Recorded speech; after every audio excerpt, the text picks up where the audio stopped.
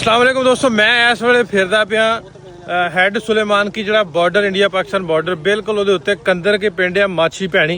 मेरे दूजी साइड ते पिंड चांगड़ ते बेरी वाला पिंड पैंदा। इत्थे लोगां दा जिहड़ा पिंड आ सारे दा सारा इहदे च पानी छत्तां दे उत्ते लंघ गया।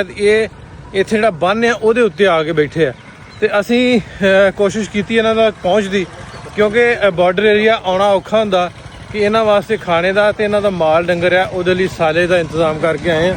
ते आ लोग सारे जिहड़े इस तरह टेंट ला के जिहड़े बैठे, मैं उधरली साइड तुहानूं विखावां। आ सामने जिहड़ा पिंड आ एक कंदर की ते इस तरह करके बच्चे लैके खुले मैदान च बिठे बैठे ने टेंट ला के। ते खाण पीण दा एडा कोई नहीं इन्हां दा इंतजाम दा है। फिर माल डंगर जिहड़ा उन्हां दे सारे दा असीं सालज भी लैके आए। आ वेखो ये बैठे बेचारे ना बन्न दे उत्ते आके बैठे। कोई शै नहीं लभी सानू, कोई शै भी नहीं लभी। की चाहिदा ना कोई पट्ठा, ना कोई बाड़ा, ना कोई बंडा। पट्ठे देने तेनों रोटी भी देने आ लो पट्ठे। अच्छा आ फड़ो बेटा स्टून खड़े रहो। 7 जी ने ਅਸੀਂ 8 हैं जी। आ लो किथे तेरा घर? ਇਹ ਫਿਆਜ਼ ਨੂੰ ਪਤਾ ਹੈ। ਚੱਲ ਘਰ ਆ ਕੇ ਬੱਚਿਆਂ ਨੂੰ ਪਾਣੀ ਦੀ ਬੋਤਲਾਂ ਮਿਲ ਰਹੀਆਂ ਨੇ ਬਸ। ਕੀ ਲੈਣਾ? ਚਾਵਲ ਲੈਣੇ ਆ। ਇਹ ਤੇਰੀ ਆ ਲੈ ਲੈ ਮੇਰੀ ਧੀ ਲੈ।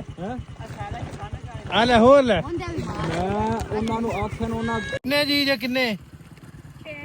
6 ਆ ਲੈ ਇਧਰ ਆ ਲਾ ਕੇ ਆ ਪਾਣੀ ਫੜਾਈ ਲੈ ਮੇਰੀ ਧੀ ਪਾਣੀ। ਠੀਕ ਹੈ ਉਹ ਮਿਲ ਗਿਆ ਨੂੰ ਛਿੱਲੀ ਇਹ ਤੜਾ ਹੀ ਨਾ ਬੱਚਾ ਤਗੜਾ ਹੋ ਗਿਆ ਹੱਥ ਪਾਵੀਂ ਆ ਪਾ ਖਿਲਾਰ ਓਏ। ਚਲੋ ਚੱਕ ਲੋ, ਚੱਕੋ ਦੋਵੇਂ ਜਾਣੇ। ਇਹ 90 ਕਿਲੋ ਆ ਤੇਰੇ ਕੱਲੇ ਦਾ ਹੀ 5-6 ਦਿਨ ਲੰਘਣਗੇ। ਆ ਚੱਕ ਲੋ ਚੱਕ ਲੋ ਹੋ ਮਾਂ ਚਲੋ ਰੱਬ ਤੁਹਾਨੂੰ ਸਿਹਤ बैल के वेख ने ਫਿਰ